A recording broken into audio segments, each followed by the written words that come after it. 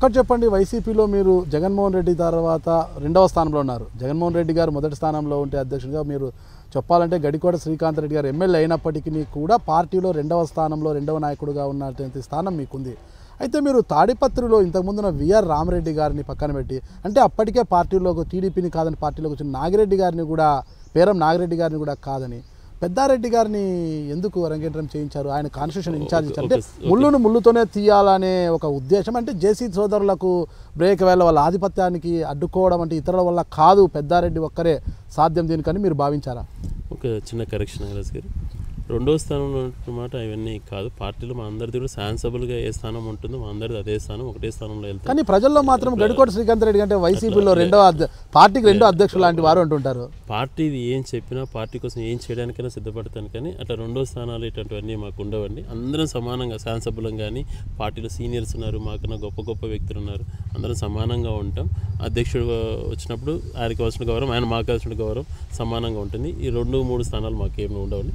తర్వాత పెద్దారెడ్డి గారి విషయానికి వచ్చినప్పుడు, వెంకటరామరెడ్డి గారు తను తాడిపత్రి పాలిటిక్స్ చూసిన తర్వాత, తను ఏ రోజైతే 30,000తో 26,000 దాదాపుగా ఓడిపోయిన తర్వాత తను ప్రోగ్రామ్స్ చేయలేకుండా తను అడ్డుకోవడం కానీ, తను అనేక రకాల వేధించడం కానీ జరుగుతూ వచ్చినాయి తాడిపత్రి నియోజకవర్గంలో.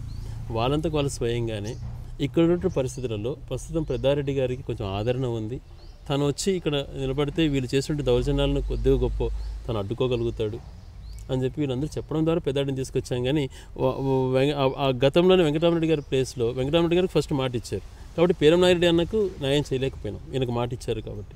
ఇప్పుడు వాళ్ళిద్దరి సమీక్షంలోనే పెద్దారెడ్డి గారిని అనౌన్స్ చేయడం జరిగింది. వాళ్ళిద్దరితో మాట్లాడిన తర్వాత పేరం నాగిరెడ్డి గారు అసంతృప్తిగా ఉన్నారనేది అయితే బలమైన వాదన. అంటే ఒకటండి, ఇప్పుడు వెంకటరామరెడ్డి గారికి ముందు మాట తీసుకున్నారు జగన్మోహన్ దగ్గర, టికెట్ తీసుకున్నాడు. తర్వాత ఆయనకు పేరం నాగిరెడ్డి గారికి టికెట్ ఇద్దరికి ఇవ్వలేరు కదా, ఒకటే కాన్స్టిట్యున్సీ టికెట్. కొంచెం అసంతృప్తిగా ఉన్నారు, కానీ పార్టీ పైన బాగానే ఆయనకు అభిమానం కూడా ఉన్నట్టుగా మాకు అనిపిస్తుందండి. అందరూ కలిసి పనిచేస్తే తాడిపత్రిలో మంచి పార్టీకి ఆదరణ లభిస్తుంది. ఇంతెందుకండి, అసలుకి జేసీ సోదరులకు ఉన్న చరిష్మాతో పోల్చుకుంటే వైఎస్ రాజశేఖర రెడ్డి కుటుంబానికి అంతే చరిష్మా ఉంది. అంటే ఆయన సతీమణి విజయమ్మ గారిని కానీ షర్మిలా గారిని కానీ ఎందుకు తాడిపత్రి నుంచి పోటీ చేయించలేకపోతున్నారు? అంటే సరిసమానాలుగా ఉంటారు కదా చరిష్మాలో, ఒకటండి ఆ సాహసం ఎందుకు చేయలేకపోతున్నారు? అంత దూరం రాజకీయాలు మీరు సూచించచ్చు కదా జగన్మోహన్ రెడ్డి గారికి, ఎక్కడో ఉన్న వైజాగ్ వెళ్ళి అక్కడ నార్త్ ఇండియన్స్ ఎక్కువగా ఉంటారు, అక్కడ అసలు నార్త్ ఇండియన్స్ ఎలా ఉంటారు ఏం కథ అని కూడా కనీసం కూడా ఒక సర్వే అనేది చేసుకోకుండా ఇమీడియట్గా విజయమ్మ గారిని తీసుకెళ్ళి ఒక మహానేత సతీమణి ఆమె విజయమ్మ గారిని వైజాగ్లో నిలబెట్టి ఒక అపవాదను మూటగట్టుకున్నారు. అపజయం అంటే ఎరుగని కుటుంబంలో అపజయాన్ని మూటగట్టుకున్న ఘనత కూడా జగన్మోహన్ రెడ్డి గారికి వచ్చిందనేది కూడా అంటున్నారు. ఆ విజయమ్మ గారిని ఇక్కడే ఉన్న తాడిపత్రి ఎందుకు నిలబెట్టకపోయారు? దాదాపుగా మేము ఆ బాధను మర్చిపోయే టైంలో మళ్ళీ మీరు అది గుర్తు చేశారు.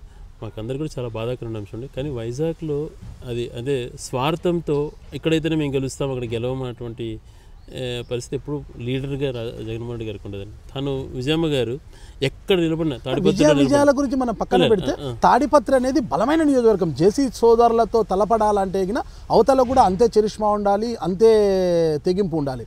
అది వైఎస్ కుటుంబానికి ఉంటుంది ఎక్కువగా. అంటే అలాంటి వైఎస్ కుటుంబం నుంచి తాడిపత్రిలో ఎందుకు బరిలోకి దింపడం లేదు?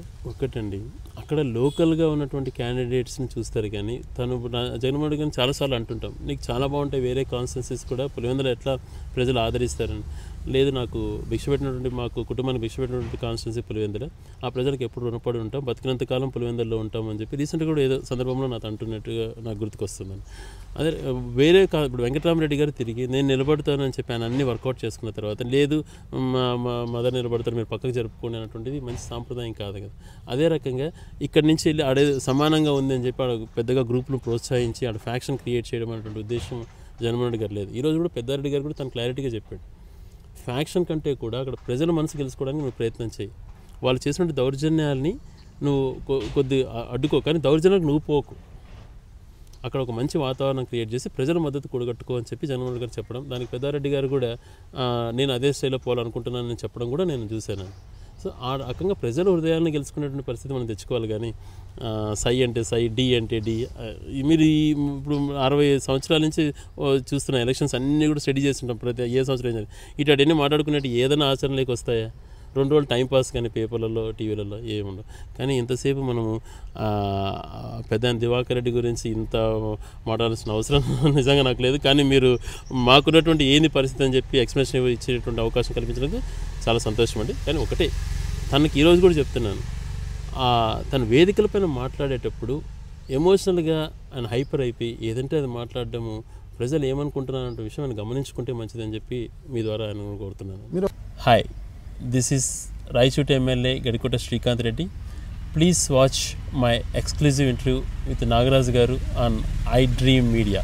Thank you.